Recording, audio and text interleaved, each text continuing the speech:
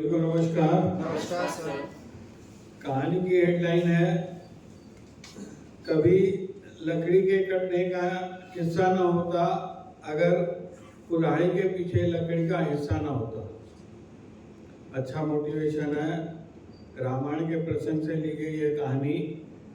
जब श्री राम ने बाण चलाया, रावण के सीधा नाभि में लगा और वो धरती पर धराशायी हो गए।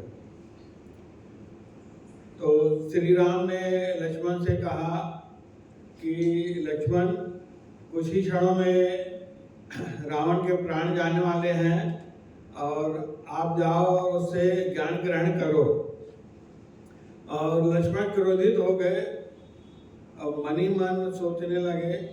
फिर अपने मन को कंट्रोल करके कहा, भ्राता, ये तो हमारा दुश्मन है, हमारे भाभी का अपहरण किया है और इसके कारण हमको इतना दूर आना पड़ा है और इतनी हमने सेना इकट्ठी की है और आप कहते हो कि उसे ज्ञान ग्रहण करो। बोले उसको, रावण को पापों की सजा मिल गई है, उसको सजा मिल गई है, वो कुछ ही क्षण में वो मृत्यु उसको मिलने वाली है और तुम जाओ उसे ज्ञान ग्रहण करके आओ। तो इच्छा तो नहीं थी, मन मार के भाई का आदेश था, गया और सर के बाजू में खड़ा हो गया और रावण से कहा, हे रावण, मैं भाई के कहने पर आया हूँ और उन्होंने कहा है कि आप ज्ञान की बातें बताएंगे, बताइए क्या है ज्ञान की बातें। तो रावण ने मुंह फेर दिया, मुंह उधर कर दिया और लक्ष्मण को फिर गुस्सा आया, वापस आया। बोले, भ्राता, वो अहंकारी है, वो अभी भी अहंकार, मरने वाले अहंकार में डूबा हुआ है। उन्होंने मुंह फेर दिया, वो क्या ज्ञान की बातें बताएगा।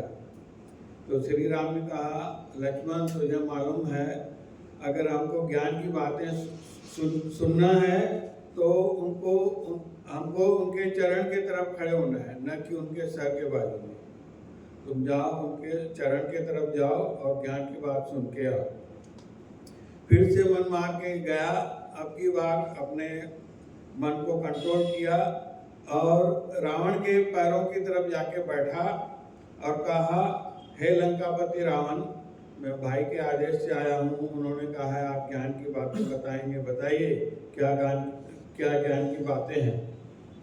तो रावण थोड़ा मुस्कुराया, बोले, मेरे को खुशी हुई कि तुम्हें संस्कार अच्छे दिए भाई ने और अपने भाई के कारण तुम यहाँ आए हो और तुम न चाहते हुए उसके बावजूद भी यहाँ तुम आए हो मेरे से ज्ञान की बातें सुनने के लिए। और एक बात सुनना, ये जो राम की जीत हुई है, क्यों हुई है मालूम है? सब राम की जय जयकार कर रहे हैं इसलिए क्योंकि अपने उनके साथ हैं, तुम भाई उसके साथ खड़े हो। आज मैं यहाँ जो धराशायी हुआ हूँ अपनों के कारण हुआ हूँ। मेरा भाई उधर चले गया और उन्होंने बताया कि तीर सीधा नाभि में लगाओ और वहीं अमृत धारा है।